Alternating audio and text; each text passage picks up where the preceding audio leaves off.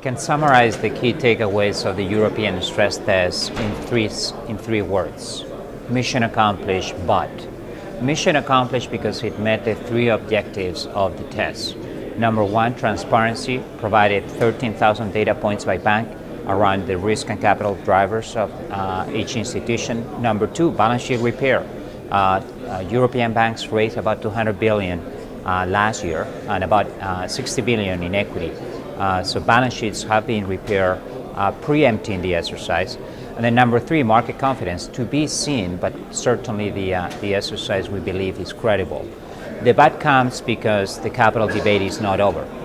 Only 40% of the banks in Europe have ample capital buffers. That means that 60% of the banks will still be working on capital formation to address regulatory uncertainty, to support credit growth, and hopefully to pay increased dividends. Number two, those banks that have ample buffers need to work on balance sheet optimization. Returns on capital are still very low for banks in Europe, and they will need to contemplate an integrated management of the new constraints, TLAC, stress tests, Basel III, liquidity requirements. Those need to be optimized going forward. And lastly, we have a new regulator, the SSM, will be implemented by the ECB in the next few years, and we'll expect to see further capital planning and stress test requirements on European banks.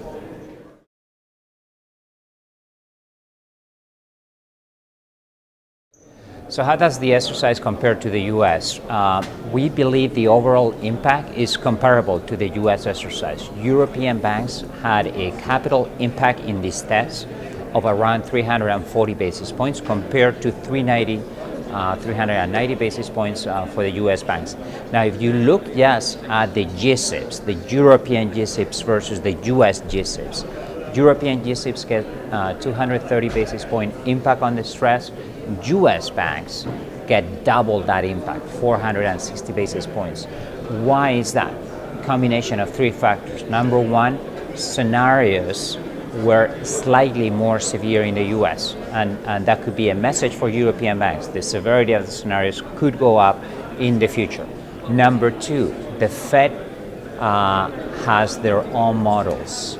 They create their own estimates. They add more capital to the bank own estimates. We estimate the Fed add-on on about 130 basis points. And lastly, the Fed imposes hard, strong qualitative adjustments that we didn't see in European banks. Therefore, we would expect this type of emphasis in governance and capital processes to increase going forward.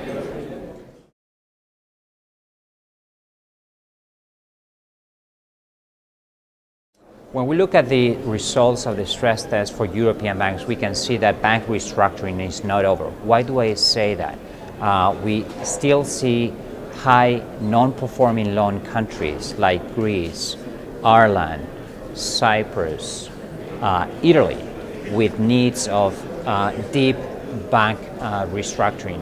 If we just look at Italy, for instance, about 10 billion euros of valuation adjustments in their loan portfolios. They're going to put pressure on capital creation and further bank restructuring actions going forward. And then number two, there are still large stocks of distressed assets in European banks. About 500 billion of corporate loans are distressed and they sit on European bank balance sheets. About 200 billion of real estate asset loans distressed in European banks. So as a result of the distressed asset stocks and the need to create further capital to address regulatory uncertainty, we would expect to see continued emphasis in bank restructuring across Europe.